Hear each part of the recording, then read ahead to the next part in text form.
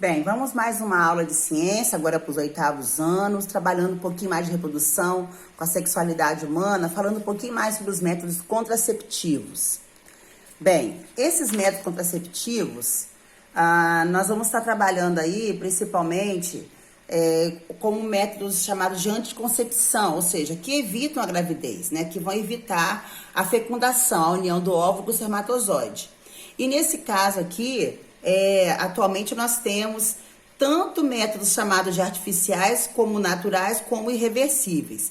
É bom lembrar que os métodos de concepção não é uma forma de fazer aborto. O aborto é uma forma de interromper a gravidez. Os métodos não interrompem a gravidez, eles deixam que ela nem ocorra.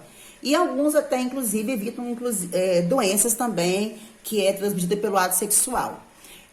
Bom, toda vez que a gente fala na reprodução humana, né, com o mecanismo de reprodução, é bom lembrar que na espécie humana, por nós sermos seres racionais, ela não é apenas encarada como um mecanismo reprodutivo. A relação sexual é também um momento íntimo, é um momento de prazer, que vai trocar afetos, né? Então, e emoções. Então, nesse caso aí, o risco da gravidez, ou seja, de também estar reproduzindo nesse momento, dependendo do momento e ser indesejada, que vai envolver depois, como nós somos seres agregários, né? De estar tendo os filhotes e aí cuidando dos filhotes, ter todo um processo reprodutivo bem sucedido, é bom estar lembrando, então, de ter um planejamento familiar. Para isso, também existem os métodos contraceptivos. Esses métodos que vão evitar a gravidez. Bom, é bom lembrar que nós temos no Brasil um sistema único que oferece gratuitamente diversos desses métodos, tá? Seja ele artificial, seja ele irreversível. Os naturais a gente aprende, a própria mulher e o homem que acaba fazendo, aprende uma orientação médica, mas não de introduzir nenhum dispositivo, ou seja, uma ferramenta no corpo dele, ou utilizar algum remédio. Então, com isso, fica aí a dica de estar sempre procurando um aconselhamento, né, familiar, ou através de um posto de saúde, ou um ginecologista, ou um urologista, né, no caso do médico, para os rapazes, mas que deve ter essa orientação e essa escolha, esse planejamento para o uso, né, e também como utilizar esses métodos. Mas, em linhas gerais, vamos começar pelos métodos contraceptivos naturais, naturais, também chamado de comportamentais. Os mais conhecidos é a tabelinha e o coito interrompido.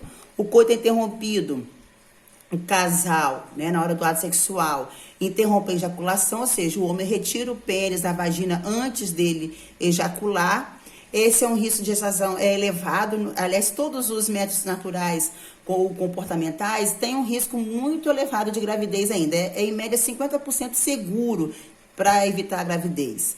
Então, nesse caso, é sempre bom estar utilizando esse método com outro tipo de método artificial para garantir realmente, né, que não ocorra a gravidez.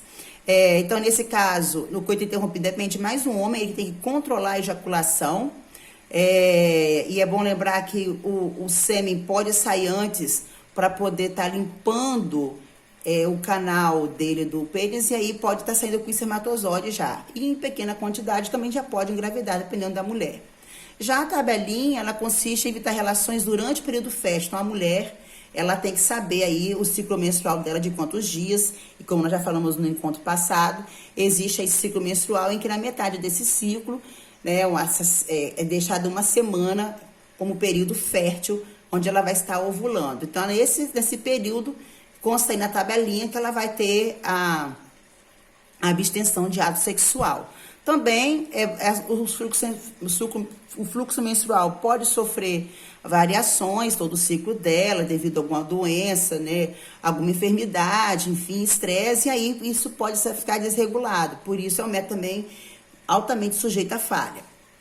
Os métodos chamados de contraceptivos artificiais ou de barreira, nós temos aí a famosa camisinha ou preservativo, que pode ser tanto masculino como também o feminino. Aqui tem o exemplo do masculino e o exemplo do feminino. Eles são de barreira porque eles vão evitar que o espermatozoide e o óvulo se encontrem. Então, no caso da camisinha, é um dispositivo votório fino, flexível, formado basicamente de borracha, né? E aonde vai ser colocado no pênis ereto.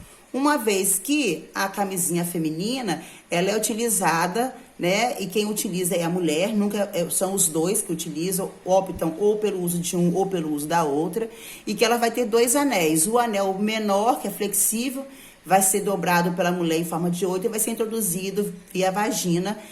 Ele já tem uma eficácia maior, né? O uso deles é de 98% em média, além de evitar a gravidez, também protege contra as doenças sexualmente transmissíveis, ADSTs ou ISTs, que é a mesma coisa, a gente vai ver já no próximo roteiro, no próximo estudo nosso.